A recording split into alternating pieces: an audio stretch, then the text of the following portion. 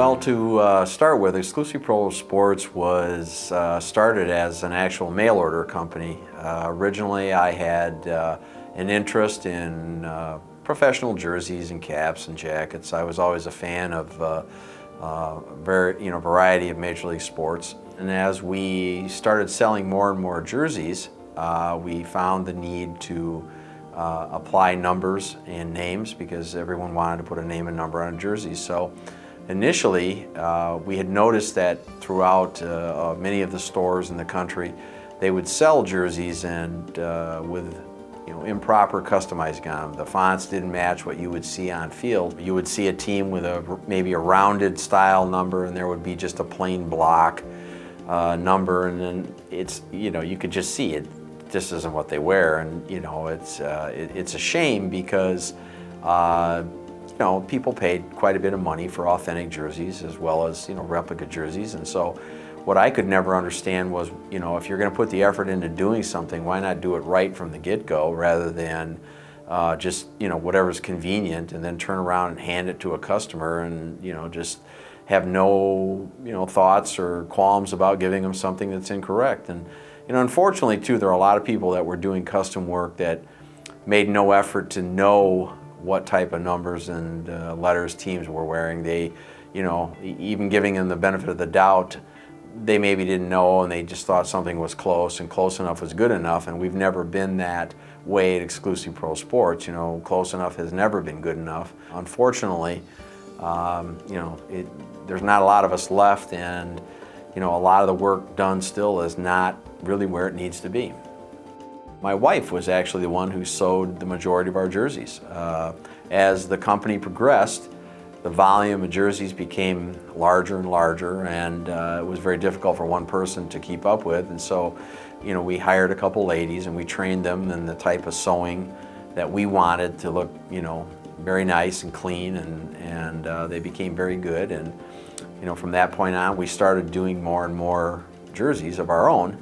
As time progressed, the word got out that we were doing some pretty nice work, and we eventually had other retail people who were selling jerseys contact us about doing work for them. Our name got out fairly quickly that we were doing pretty nice work, and and people were having a hard time getting good work done, so we started taking more people in, and then eventually our name kind of spread around the Midwest, and it kindly started spreading around slowly around different locations in the country. And in about 1995, 96, I learned that CCM was going to be offering pre-done National Hockey League player jerseys with name and numbers, so you could go right in the store and buy those. I took the initiative and I reached out to CCM, the Vice President of Sales, and I arranged a meeting with him. We met at a sporting goods show, and I brought several samples of jerseys that we had done, and he really liked the work, and so basically he said, well, we'd like to work with you. Approximately a month went by, and just one day on the fax machine started running, and we were working on jerseys and whatnot, and all of a sudden I had several sheets that were faxed over from CCM, and I looked at the sheets and I noticed there was a very, very large number of jerseys on those sheets. And I looked again and I thought to myself, this must be a mistake here, because I never had discussed any type of volumes. The warehouse manager at CCM, I talked with him and I asked him, where the faxes came from, and he said, oh, those were faxed over from the office. And he said, do you have a purchase order number on those? And I stated, yes, I do. And I read it to him, and he said, yeah. And he looked over the purchase order, and there were 13,000 jerseys on that purchase order. And needless to say, I was in shock, because we were nowhere near handling those kind of volumes. So basically, we had to scramble and really align a lot of people and train a lot of people very quickly on sewing machines, and it was quite a project to get that accomplished. But nevertheless, we did do that, and we handled that first year's worth of work with CCM, and it provided us with a great amount of knowledge and just a better understanding of how to handle numbers and whatnot, and that was really a primary kickoff for, you know, the early stages of Exclusive Pro Sports. Shortly after the big influx of CCM product, the NFL required that retail people could no longer buy blank jerseys.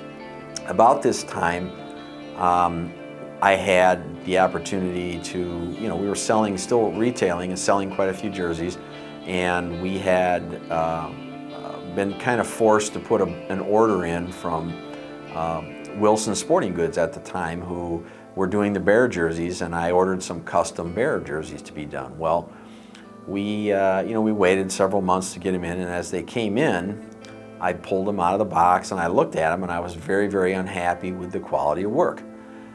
And so basically I called customer service and stated that I wasn't happy with the quality of the work, and she said, well, those were custom orders and there's nothing I can do, and I can't really take those back. So I was very unhappy with that answer.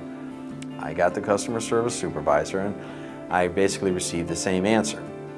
And I just said, this really is unacceptable. I'm not happy with the work. She said, well, there is one person that I could put you in touch with, and that would be our vice president of sales.